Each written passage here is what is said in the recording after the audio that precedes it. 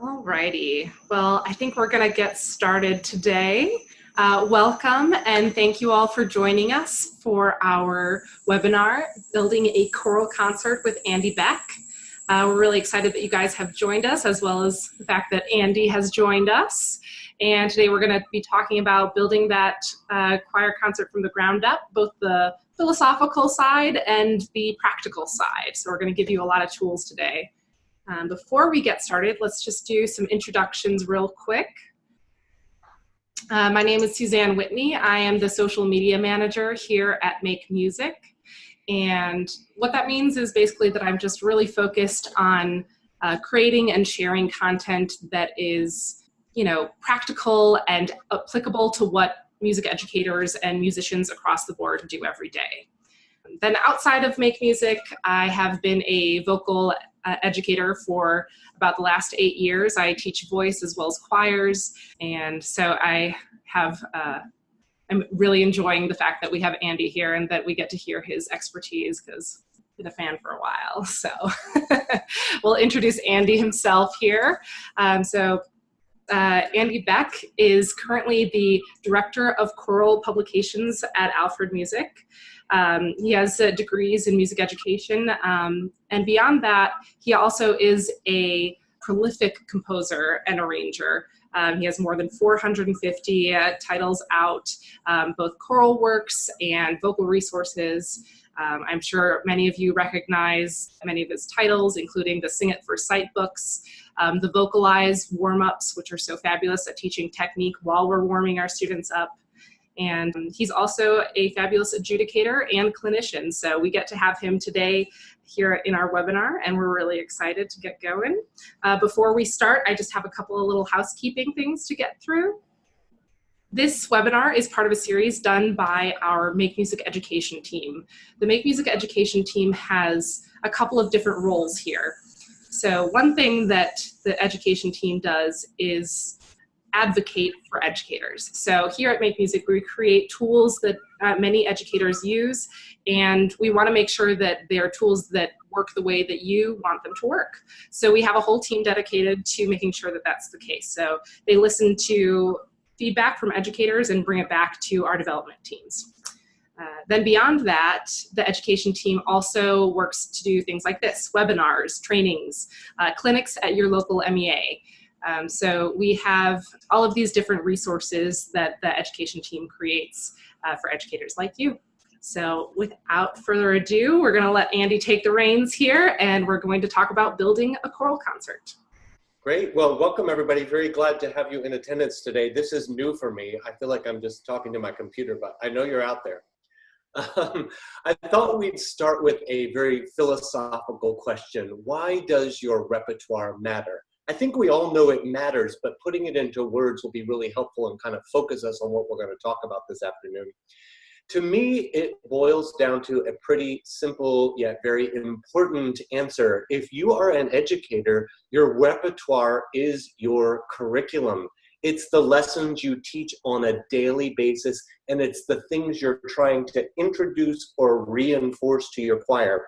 Whether your focus this semester is on music reading and literacy, or music history, singing from the different style periods in history, just music appreciation and making your singers fall in love with the concept of singing in a group, that is a curricular point as well. And if that is what you're teaching this semester, you pick your repertoire based on that. So let's move on now and get started. A balanced repertoire. Here are 3 points to me. This could be like in a triangle, all equally important as you create your repertoire for a semester. It needs to meet the pedagogical priorities you have, those things we talked about you might want to teach. It needs to include lots of styles, a great deal of variety.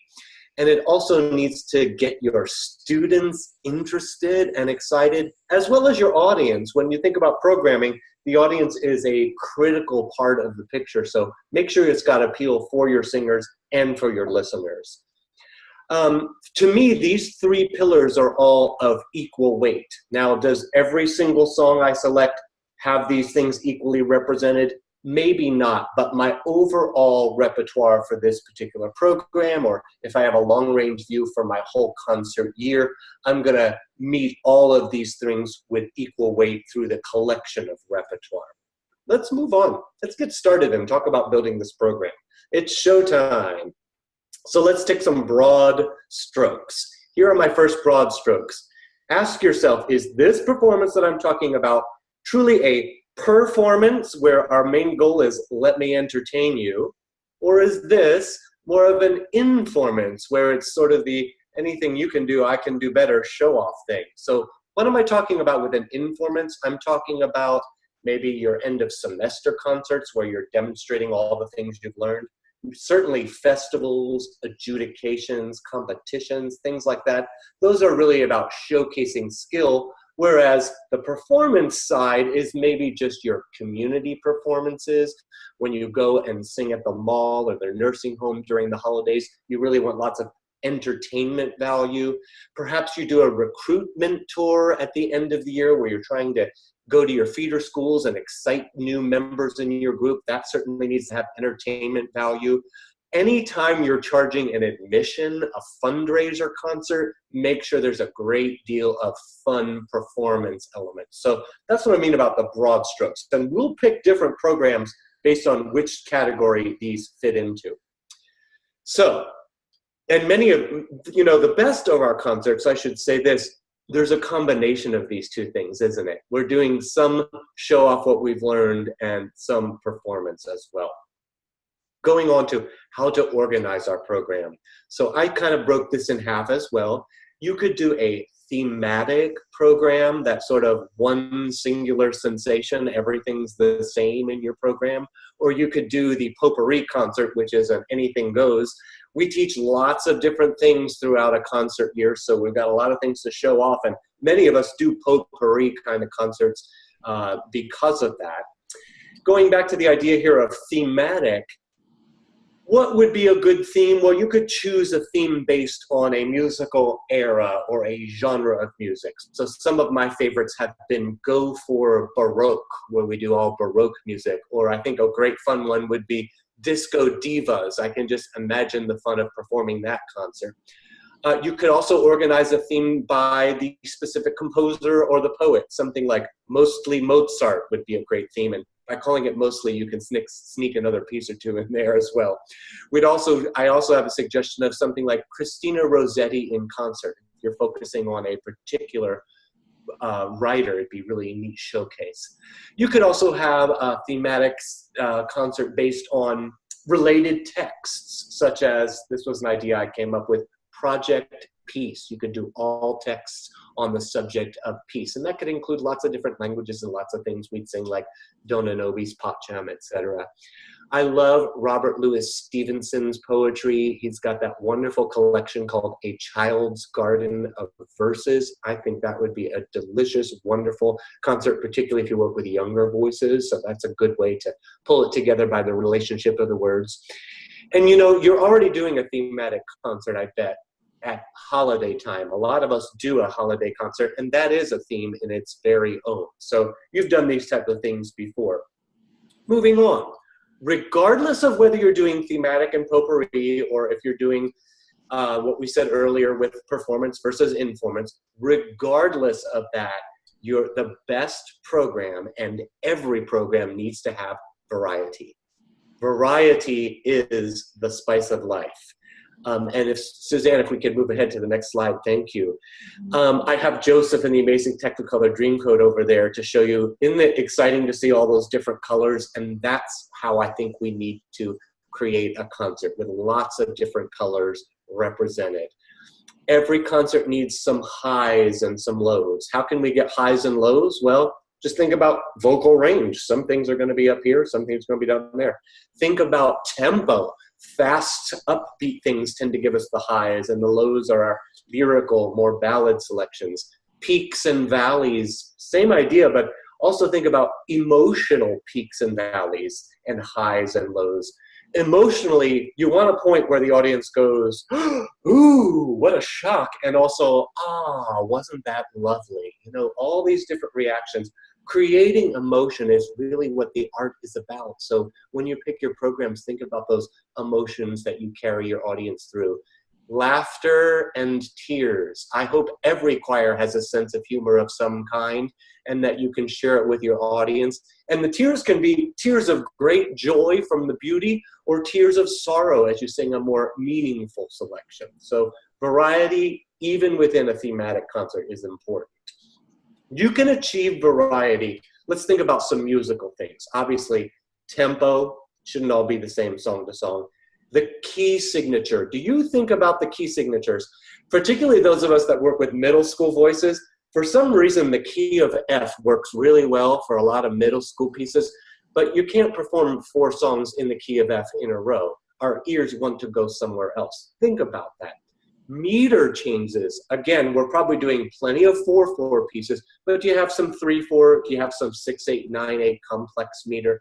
Really mix things up like that. You can do genres and musical periods. It's always fun to mix those up. Many times people that are doing a music historical concert, a traditional way to program is to start with the earliest rep, maybe the Baroque, and then go through the classical and Renaissance into more contemporary things. That's a very traditional way to think about that. Vary the rhythmic feel, some swings, some boom chicks, some lyrical expressive ballad. You know, don't have everything sound the same in your concert. I also think about just harmonic depth. So, you know, certain pieces have a lot of rich sonority and lots of chord tones represented, and others are thinner to listen to. I think giving the ears a break now and then from those thick chords is always refreshing. Almost like when you're at a wine tasting, you'll rinse with something to cleanse the palate. Those cleanse the palate songs come in really handy. And it doesn't mean they're not interesting. It just means you've given the ears a break. Think about varying the accompaniment style of your pieces. So if everything is piano only, not so much variety, right? Let's think about throwing in an a cappella piece here and there, for sure. Let's think about maybe there's a piece with an obligato on a string instrument or a wind instrument. I know a lot of multicultural pieces coming out these days have these wonderful percussion drum circles that you can feature with your choir. What a different texture and accompaniment that brings. Sometimes we use accompaniment tracks. There's lots of different ways we can mix up the accompaniment, and it really makes it most interesting as far as variety is concerned. One last thing with variety, think about familiar music your audience members will recognize versus the fresh, the surprise, the thing they've never thought of before. While it's really fun to hear familiar, I encourage familiar in almost every concert, at least one piece. Also, throw in a surprise here, something that they've never expected to hear. Let's move on. Also critical to every performance is the pacing. And I think about all these things very, very hard and seriously when I'm putting together a program. Think about that song from The Wizard of Oz, Follow the Yellow Brick Road. One thing leads right to the next. We start with a grand event, maybe a tornado, and we're headed to this magical place of Oz. And along the way, we meet new characters and we pick up new people in our gang, and it's all unfolding in a dramatic way. That is how your choral concert should unfold. That exciting beginning, that ultimate finale, and an interesting journey with twists and turns, but that lead gently to each other along the way. That is a great concert. So how do you address these things? Concert order. You know, you're going to want an opener. We all know that. You're going to want a closer. We all know that. At some point, you're going to want a lyrical ballad. To me, you're going to notice my love of the musical theater with all my terminology. I think of the ballad works really well as like the 11 o'clock number. It's the one just before the finale. You quiet the mood down and then you bring it back up at finale time. I love to include a novelty or comedy piece. To me, that one works just before that ballad is a great spot to chuckle and have it very, very light, and then we bring it down for a moment. A lot of us have, you do have, whether you've planned it or not, you have one song that's the challenge song of your concert. You maybe didn't know it'd be the challenge, but it's the one giving you trouble. I like to make sure that song is tucked in a safe space. So scary to start the concert with your scariest song. Scary to end it that way too, because just in case things don't go as you plan. To me, the challenge number fits nicely around number 3 or 4 in a program, kind of tucked in the middle where we've got our bearings, we're feeling confident now, we got 2 songs under our belt, we can really concentrate on a challenge song in that place. And then don't forget about that palate cleanser. It'd be a great place to put a palate cleanser after your really, really challenging piece. I'm skipping down 2 bullet points to vocal health because I think it ties in here. If you've just sung that Divisi, like full register, full range, long phrase piece with your group, they need a moment of vocal rest. Follow it with something lighter, something that's going to actually feel good on the voice and get things back into place. And that's, you always need to consider your vocal health. When I was a young person, I did a summer of summer stock singing one of the roles in Forever Plaid. Loved the show, had a great time. But you know, the last 3, if anybody's ever done that show, the last 4 songs are just louder, higher, longer, and more demanding. And it just kicked your voice out by the end. There was no way we could have sung another note by the end of those 4. I would have appreciated, as a choral singer, a break before we went to that final finale, but it didn't go that way. Now let's go back and think about transitions and how they affect our pacing. You know, we've all heard to be a great teacher, you should do more music in your hour of rehearsal than talking. Same deal, and especially in a concert performance. I'm uncomfortable when there's too much non-music involved in a concert. And those moments often come when we're getting a new group up onto the risers, or filing our group off while the band then takes their seat, or the 5th graders are done, let's bring the 6th graders up, and we have just sung for 5 minutes and then we sit for 10 while that happens.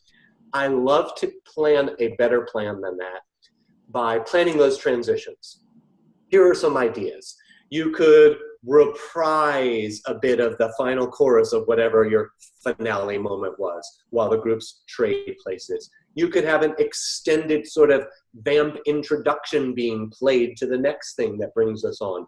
You could feature a soloist or a duet down front while you make those transitions. A great idea that I got from teachers on the road this summer when we were talking about canon singing, using canons as a transition from one choir to the next. Everybody in her school knows a couple of canons, and when it's time to transition, they just start that vamp and we all sing a canon. This group filing down this aisle off the stage singing it, while these guys come up the other side, we get this antiphonal effect, and we fill the space vamping as many repetitions of that canon as we need. And how musical and impressive. Your administrators and your parents go, wow, that's so brilliant, but it was actually incredibly easy, right?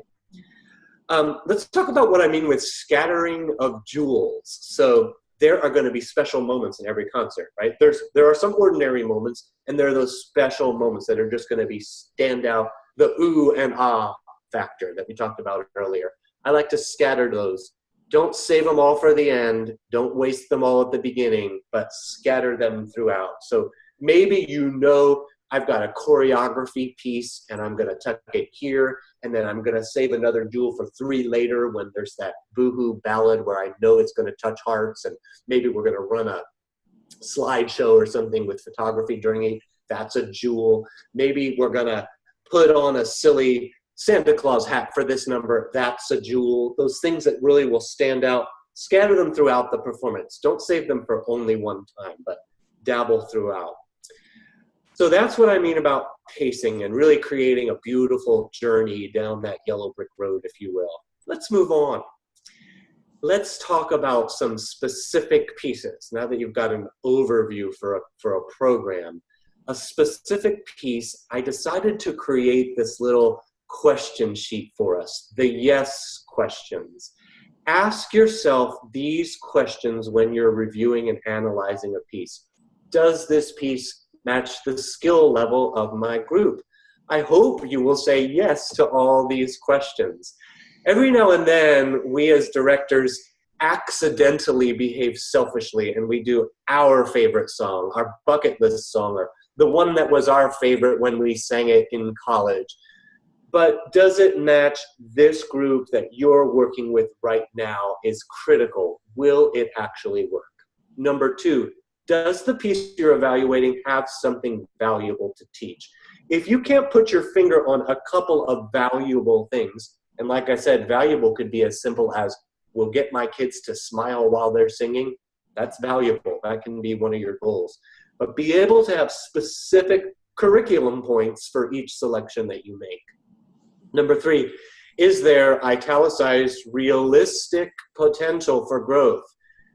Be realistic with yourself. If there are 17 challenges that your choir has never encountered before, maybe that's not realistic. I don't know how much rehearsal time you have, but some of us have very little. If you got a couple new concepts to deal with, that seems realistic, but just kind of evaluate the amount of rehearsal that you have against the amount of challenges presented by a piece, and does that give you realistic potential for growth? Can the piece be learned and italicized, mastered in time?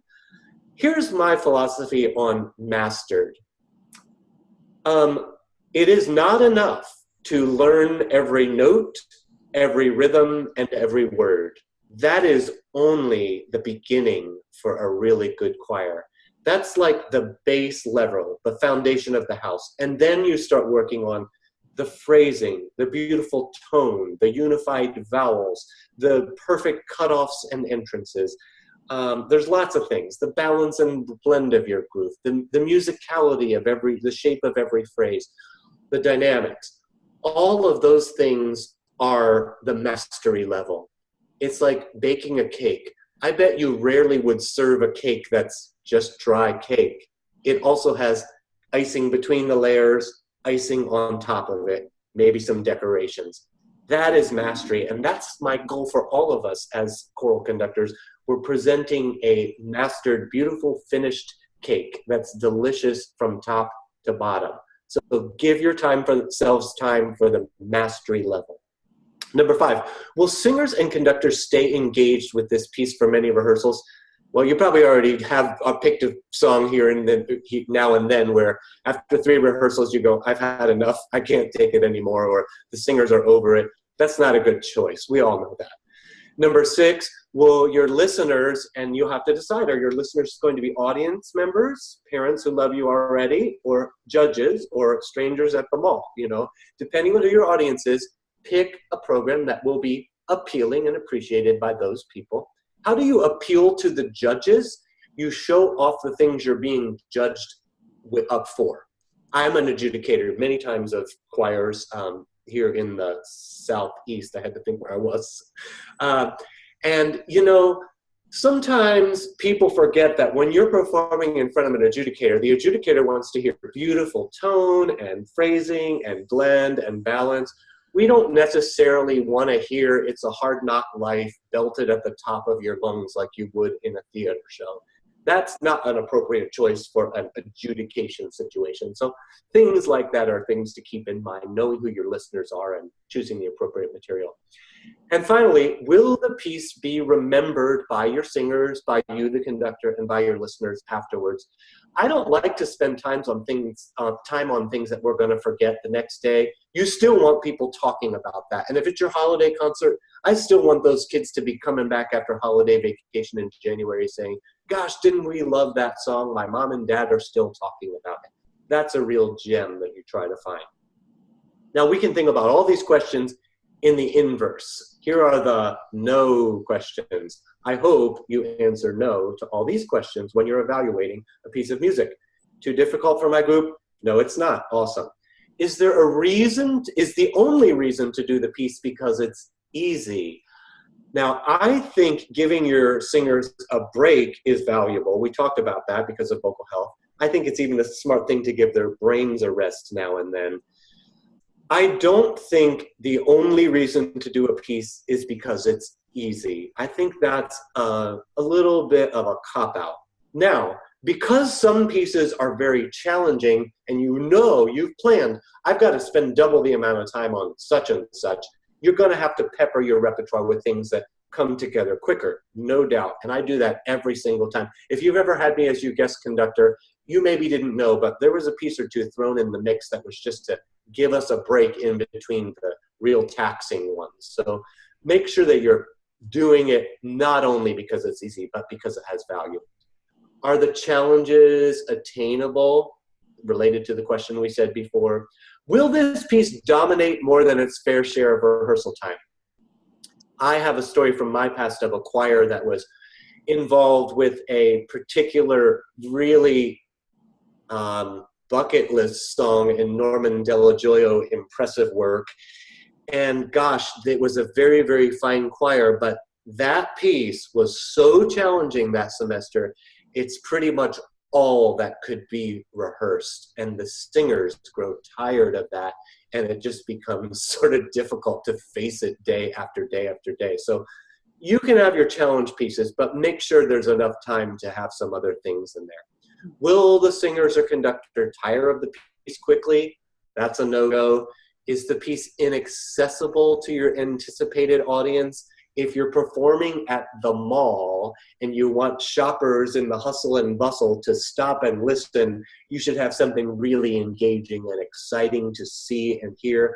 I wouldn't pull out the most academic piece at that point. I'd pull out the most entertaining piece. Make it fit the audience. And again, if the piece is easily forgotten, forget about it. Not a good piece. Let's move on. Organizing our music library. So now we've been thinking about pieces, and how can we, as we discover wonderful gems of pieces, maybe in an existing library or something you don't want to forget, or maybe you've been at a wonderful reading session or been reviewing music online and don't want to forget a particular piece. I have kind of an old school system that I do this song analysis sheet, and we'll share this with you on the next slides. I picked a favorite of mine. I've got it right here. I had it out here to do this analysis for you all. It's Sherry Porterfield's The Tiger, and it's in a 3-part mixed voicing. I think it works great with the middle school groups. So I have given you the ranges there. I would notate those when it comes down to picking your music, especially for younger voices. Many times it boils right down to, does the range work? And to me, it's also about the boys. So look at that part three range, F to D. 6 notes right around middle C, perfect. That's going to work. I write down the key because of the fact that as I create my program, I'm going to make sure that I have different keys going. So this is a quick, easy reference. I also note that it's C minor and D minor. That tells me we're going to have to deal with the modulation. Not a terrible thing to deal with, but it actually creates interest. I'm also really interested that it's in minor. I bet a lot of our repertoire we pick is in major keys, and doing a minor key song is always a lovely thing. The style is up-tempo, it's mixed meter, and by concert work, I've made myself a note that this is somewhat serious. It's not something for a light concert, it's something for maybe an Informance concert. Difficulty level, I just decided it was moderately challenging for middle school. It will take us a little bit of time, but it's attainable. And the length at 150, that helps me program a complete set, depending on how long I want my set to be. But I also know looking at 150 makes me say, okay, that's doable. It's 150. If that's at 450, that would say, wow, that's going to take a lot of time. It probably has a lot of words. The kids are, if I want them to memorize it, that's a lot of memory work. So these type of things come in handy down the road when I go back to my song analysis sheet and want to remember about the tiger. Going on, there's some more points on the song analysis sheet. The overall impact, this is sort of my opinion now. I say that it's captivating and intense. I read in the program notes that the tiger in the text represents energy, strength, the cruelty of life. That sounds like middle school kids are going to love talking about what this text means and engaging with it. That's pretty cool. Where's the potential place in my program? I would say it's probably going to fall somewhere in the middle, again, because it's a little on the challenging side. I probably don't want to start or end with it. Existing skills highlighted. What does that mean? So I'm thinking of this imaginary choir I'm working with, and I'm saying, you know, last semester, last concert, the kids proved to me they're really great with crazy rhythms, rhythmic intensity. We got that. They're really good with diction. We work on it every day in our work, in our warm-ups, and I know this is a skill I want to highlight. So this is my way of as an educator of building in success with what you select. These things are required of this piece, and I know my choir is going to grasp right onto those concepts and show off some successful things. Now the next thing relates, new skills developed. I take notes on, here are some things that maybe my choir isn't so good at right now, but it could be what we focus on when we get this piece to the mastery level. Number one, I say it's homophonic, 3-part harmony throughout. So sure, we've sung some parts of songs homophonically 3-part, and we've sung partner songs or independent lines, but every single note homophonically in 3-part harmony, you know what a challenge that can be for middle school kids. So I say this is one to develop that school. I also note that many of my choirs I work with, whenever the tempo's going fast, we're tempted to be really loud and boisterous. Staying soft while singing fast is a great skill to work on with this particular piece. I'm always interested in cross-curricular potential, and with the poetry here by William Blake, it's a great cross-curricular study for your English and literature teachers. So that's my song analysis sheet. You can do it old school like I would do on a piece of paper, or we can just take notes on our phones or in your iPad, or have a digital reference to your music library ready to go. Let's go on. Talking about specific programs. Now we've talked about analyzing individual songs and how these fit into curriculum and such. When I want to have a specific program, I start with a basic template, and I change my template every time based on all the factors we've already talked about. Let's do a couple of these just for fun together. We've prepared a high school holiday show template, and I know I want it to be a 25-minute set. So that tells me it's probably going to be 6, maybe 7 songs if we're on average. Now, I will time all these things and make sure it works when I get to the finishing touches of putting my program together. And then I just talk about broadly what would be a good sequence for, when I say show, I'm thinking something showy. We're definitely thinking performance here. Maybe even this is your show choir, or the show that you take on the road during the holiday season throughout your community. I thought of doing a dramatic opener, something that grips us right from the start. Wouldn't it be nice to have a traditional carol arrangement? Absolutely. It might provide something recognizable, like we said earlier. A secular winter text is great. Not every song needs to be about Christmas in my holiday program. Be nice to just talk about the beauty of wintertime. There's wonderful selections out there for that. Here's my surprise factor, an unexpected novelty. So maybe there's going to be some laughs or chuckles along that it brings me those laughter that I was looking for. A holiday pop hit. This is definitely, I want something familiar that folks are going to recognize. Maybe they hear it on the radio, on those We Play Christmas All Month radio stations. Something like that is a great feeling for the holidays, that familiar thing. And then we need an unforgettable finale that just takes us to the land of Oz at the end. So I'm looking for something really effective. So here's what I came up with. The song choices are just my suggestions. They're not necessarily important for you to know, but here's what I came up with. Chad Wyrick has a fantastic arrangement of Deck the Hall. It's a big fanfare. It's just exciting, and it's something familiar. I think it'd be a great catch your attention opener. Betelehemu, I love the Barrington Brooks arrangement because it's a cappella. It's multicultural and has that percussion ensemble with it, which makes it very rhythmic and interesting to do. A little bit of foreign language there adds in that sense of variety that we're looking for. How Like a Winter is one of my favorite Ruth Morris Gray pieces ever, and the text is written by William Shakespeare. It couldn't be a more valuable text to teach, so I love that choice. If you've never done Chuck Bridwell's Nutcracker Jingles, it's perfect for a light moment, a chuckle, and it has recognizability because it's the music from the Nutcracker Suite, which you'll recognize with the words of Jingle Bells, and it's just a hoot and a half. Everyone loves that piece. A holiday pop hit, From Polar Express, Believe is exactly what I was thinking. It's the one where grandma is going to need her tissue because it's got such a sweet message with it, and Marquez has a beautiful arrangement. And then my unforgettable finale is a short medley called Grinch. I did this medley to be nothing but like showstoppery. So it has the wonderful Fahu Fore, Fahu Dore thing at the beginning, Welcome Christmas. We go through You're a Mean One, Mr. Grinch, and has a big swing finale, and it just takes us on a journey for 4 minutes, and it's perfect for choreography, and I know that I want my showbiz jewel to be some choreography at the end of the show. Let's think about something for middle school teachers now. We're going to go back to this template idea and think about a middle school spring concert. My spring concert set is going to be about 20 minutes is what I've decided. So here are some categories I started with. We want to have that exciting opener, something that's really going to set the stage and capture attention. Then wouldn't it be nice to do something lyrical as we follow up?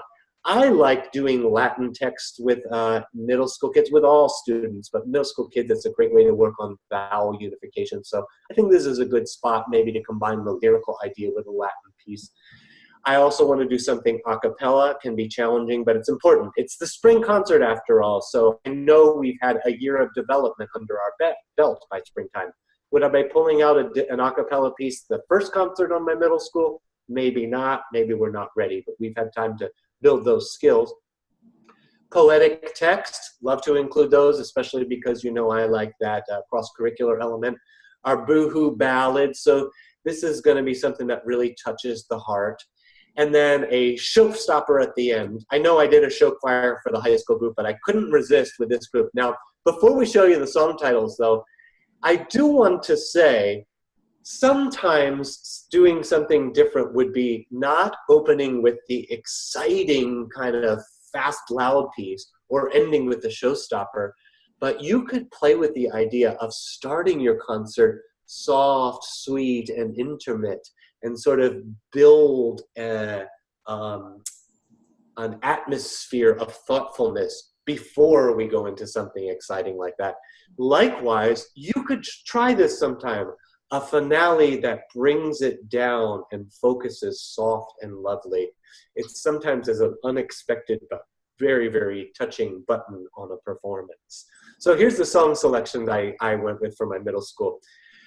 Plaudite omnis terra is a Victor Johnson piece. It means, when translated, clap your hands all the earth, and Victor Johnson has even got hand claps notated for your group rhythmically throughout the performance. It's a great, exciting opener because of that hand clap thing, and that becomes a jewel with that little interest. I love John Levitt's Kyrie, not a ton of Latin text to deal with, and really allows us to concentrate on pure vowels and unification. Greg Gilpin's Tango is one of my favorite new pieces that's out.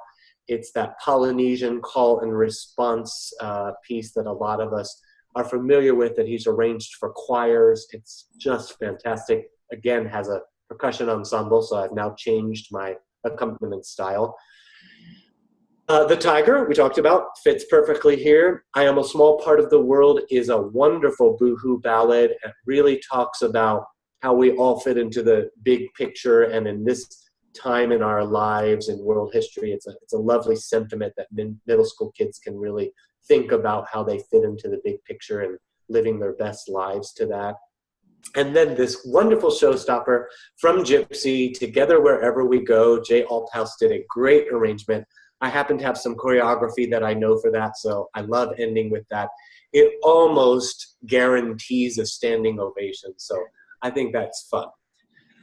Let's go on to elementary school. I know there's probably some elementary school teachers tuning in, and now I'm thinking of a totally different setting. This is an Informance, without a doubt, at your open house. A 15-minute set. The school principal has said, let's show off what the kids are going to learn in choir, or what are some of the skills they're going to develop while they're in your choral program this year. And so you throw together this 15-minute set. Here's what we got. First thing I work on with an elementary group at the beginning of a year is unison, building beautiful tone. So we need a piece that's going to show that and allow us to work on this. A solfege showcase is because I love teaching solfege and I believe in it wholeheartedly. So I'm going to show off somehow that we're going to work on solfege in my programming here. I like to do a canon. It's a great way to get the kids singing in harmony, first step. And then another great harmony builder is the idea of performing a partner song where the two melodies combine to create some harmony with independent vocal parts. So here's what I threw in. Jerry Estes has this great piece called Our Gift for You. It's actually a two-part arrangement, but I know from experience it easily transforms into unison. You can work on those lyrical, wonderful phrases and really build the tone quality of your group. You know, building the tone of your group at the beginning of a year is probably the most important thing you could do, no matter what age. Maybe just sing in unison for a while. Whether that's the repertoire or just the warm-ups, it's really important. And you can draw on it for the rest of your concert year. When you've found that sweet spot of beautiful tone, you can always go back to it. My solfege showcase is this great novelty piece Sally Albrecht put together of the Offenbach Can-Can melody sung on solfege, which is super fun and super fast. I'll probably, because it's the beginning of the year, take it under tempo. And if we've had a really good first month of rehearsals, we might even show our hand signs while we do that, which would be fun to show off. Thinking of the long range, at the end of the year, we could come back and show the parents, look, we learned the whole thing up to tempo with hands. And wouldn't that be neat for them to say, oh, wow, there really was a journey? Because that's what it's all about, isn't it? Getting better throughout the year. My canon, I have an easy canon called Candlelight Canon on the subject of peace. I know that works really well because you teach about a 16-bar melody and then you sing it overlapping in canon. You can do it in two-part, three-part, or even four-part. And depending on how developed your group is by open house, you can show off the different things there in canon. And my favorite partner song that is a really nice teaching piece is this Mary Donnelly, George Strait, America of Thee I Sing, where one of the melodies is the words to the Pledge of the Allegiance. I know that the elementary kids are learning their Pledge to Allegiance, so this will help them with their learning the words to that. So it's a great choice for the beginning of the year. So there were 3 templates. Yes, I would start with a template before I throw in repertoire every time. I would decide what piece, how many pieces, and what chronology I wanted to fulfill. And then I'd go back and double check. Does the key change from each song? Does the tempo change? Does the style? What's the variety? Where do I have my jewels? Maybe I can flip some things around. Where's my challenge piece fitting in? All of that good stuff that we've discussed. You go back and double check that you've really effectively programmed. How about a little bit of a review before we conclude today? Let's go back to the very first question. Why does your repertoire matter? And I think you'll probably remember my answer because I've talked about it in many ways over the last several minutes. Your repertoire is your curriculum. You're an educator. You want to teach something. This is how you're going to do it. It's the textbook in your students' hands daily. Make sure it's teaching the skills that are on your agenda to be taught. But I want to add one more thing, thinking of it not just as the teacher, but as the other people involved with your repertoire, meaning your singers and your audience. Think of this, your repertoire is also your recruitment and your retention of singers and audience, both of whom are critically important. You know, singers want to come and be part of a choir that's going to have success. They also want some challenge, and they want to learn some things along the way. Provide all of those things with your repertoire suggestion and your concert programming, and you will get kids in the door and you'll get them to stay there. Mom and dad and your community members who come to your concerts, they also want to see all those same things I mentioned. And you're going to recruit and retain your audience by having the right repertoire. It might be the most important decision, your programming, that you make on any given year. That is all I had prepared to talk about, but now's a great time to address any questions, if any came in. Yeah.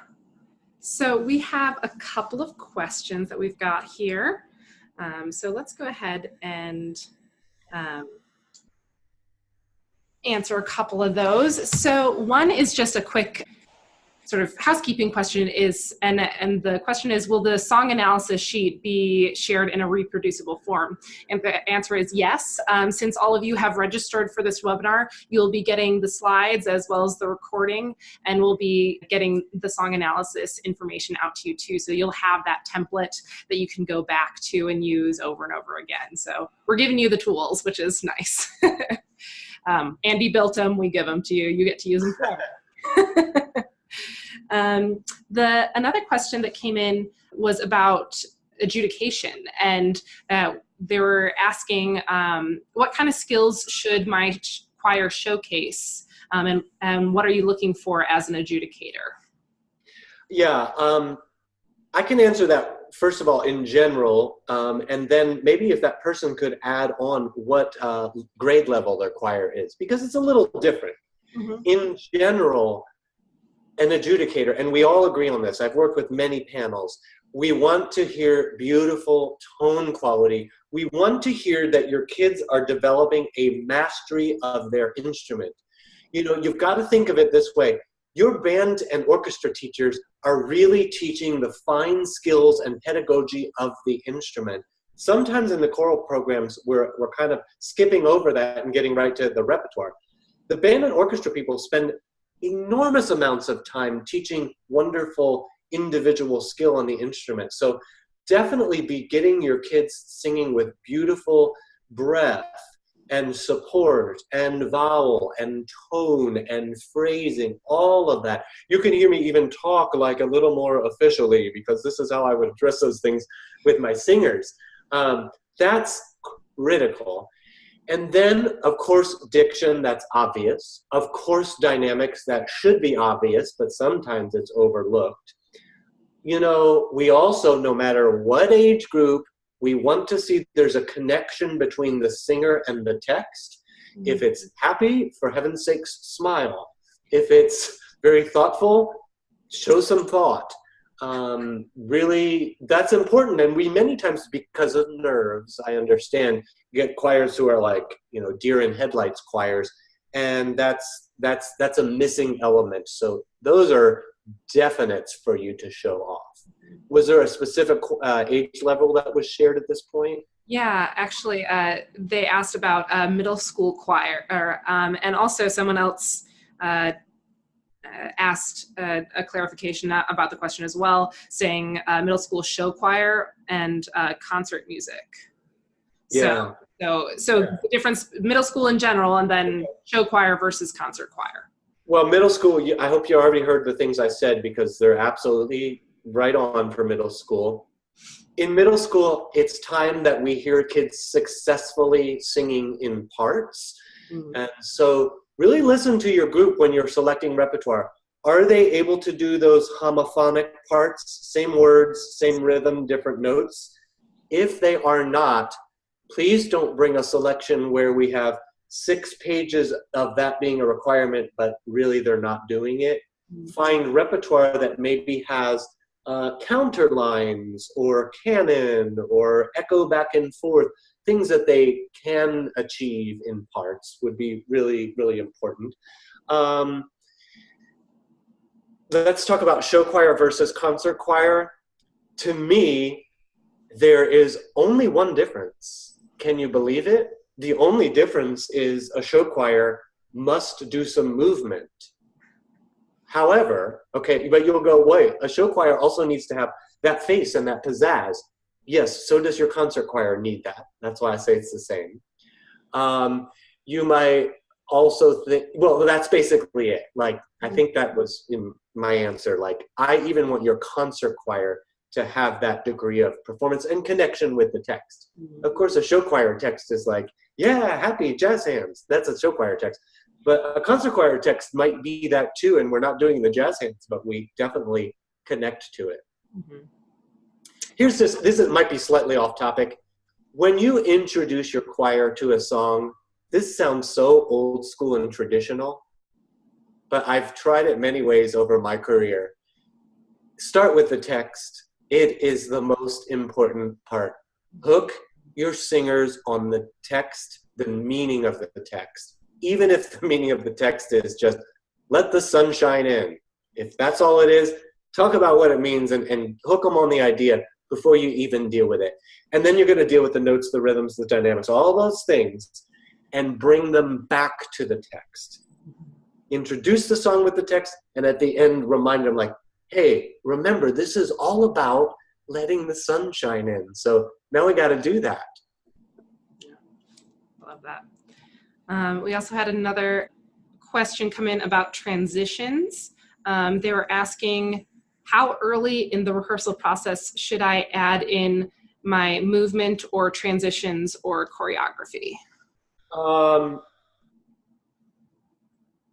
As far as choreography goes, I would say that is after you've achieved the mastery level of music. Once the music is, you've checked all the boxes of what you're going to do musically, the choreography comes. And that should probably be about, I think there are 3 phases to a choreographed song.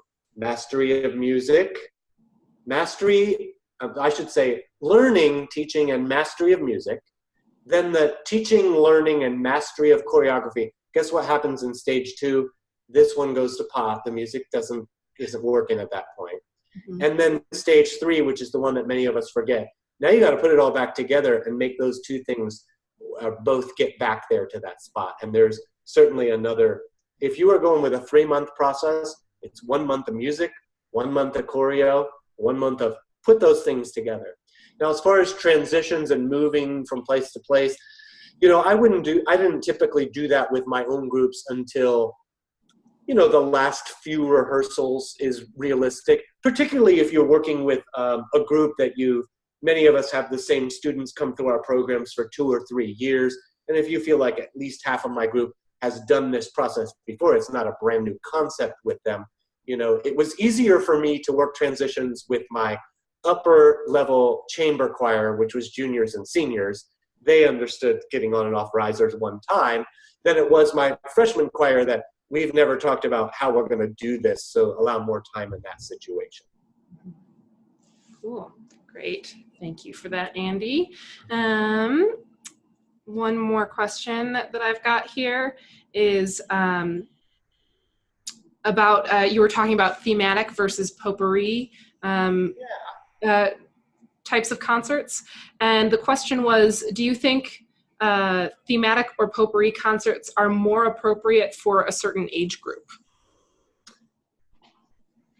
I don't, actually. I think they work beautifully. One or the other, yeah. Mm-hmm. I don't actually have a strong preference for in any way on this. I think a potpourri concert is pretty acceptable. I think it's sometimes harder to create the yellow brick road with the potpourri. I think you have to work more methodically about that so that it seems like these things relate in some way.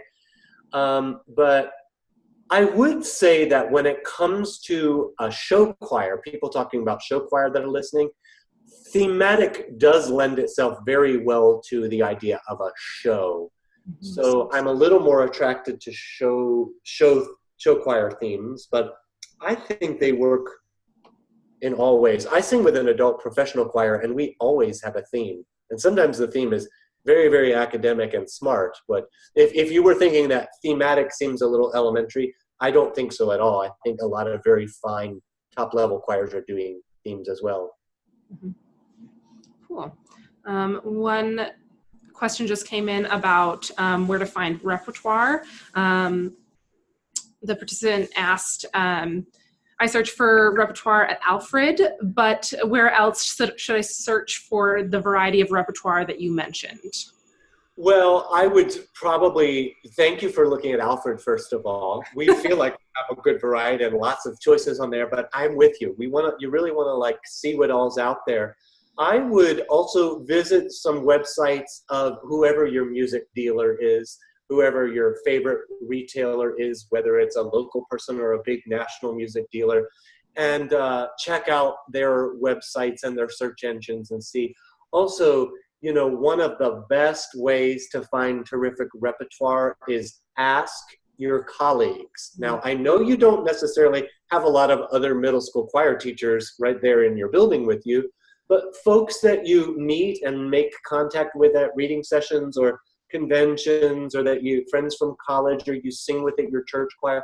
You know, nothing is stronger than someone's personal recommendation who really, really lived the piece, knows every in and out of it. I take those recommendations so seriously from my colleagues. So maybe create a network of colleagues where you can ask and take recommendations. Great point. One question just came in that I think I'm probably going to answer. Are Andy's selections on the concert templates available in Smart Music? And many of the things that he selected are available, not 100% of them, but a lot of them are available in Smart Music. We have a fair amount of choral titles available, Alfred choral titles, as well as other publishers. So if you're searching for choral titles, you can also always just look through the Find Music section of Smart Music and look at all the choral titles that are available there. We actually have, I'm going to plug Andy. He didn't ask me to do this, I'm just doing it. He's got a number of titles that he's arranged and written that are available in Smart Music as well, which is great. We actually just released a new book of his solos this week. Great. So the solo songs for young singers, which are great for middle schoolers, and you know, a variety of ages as well. So that's available in Smart Music as well. So if you're looking for solo songs for your students to do solo and ensemble and that kind of stuff with, those are available in Smart Music as well. I can add this too. Alfred and Smart Music are best friends, and we are certainly adding more choral rep all the time, so it will be ever changing. And I just want to plug Sherry's piece here, The Tiger, is in Smart Music, I know for a fact. So it's, if nothing else, you found a great middle school piece today. Yeah, it's definitely a great choice. I often use that when I'm showing Smart Music to choral educators because it's such a great title. I love that one. Well, it looks like that's about it for our questions here. We want to thank Andy so much for being here with us today. Before I let you all go, I'm going to share one more thing with you. Here we are. And so this is just to let you all know, I mentioned how the video of this webinar will be emailed to you all after the fact, so that makes sure that you have access to go back and listen if you want to find some more of Andy's pearls of wisdom back after a couple of weeks. You can totally go back and watch it, but you can also go back and watch it. It'll be hosted on our YouTube channel, so that's youtube.com/smartmusic, all one word, Smart Music. And you can also go back, we've had a whole series this fall of webinars for educators, everything from creating formative assessments to how to succeed when you're a music director at a small school. We've had a lot of different webinars this fall, so you can go and access all of those for free on our YouTube channel. So you can check those out later. Thank you all so much for being here, and thank you so much, Andy, especially for lending your wisdom and all this awesome information to us, and we appreciate your time. So thanks so much. Thank you all for being part of it. I hope it was useful. Yep, absolutely. Thank you all, and I hope you have a great rest of your day.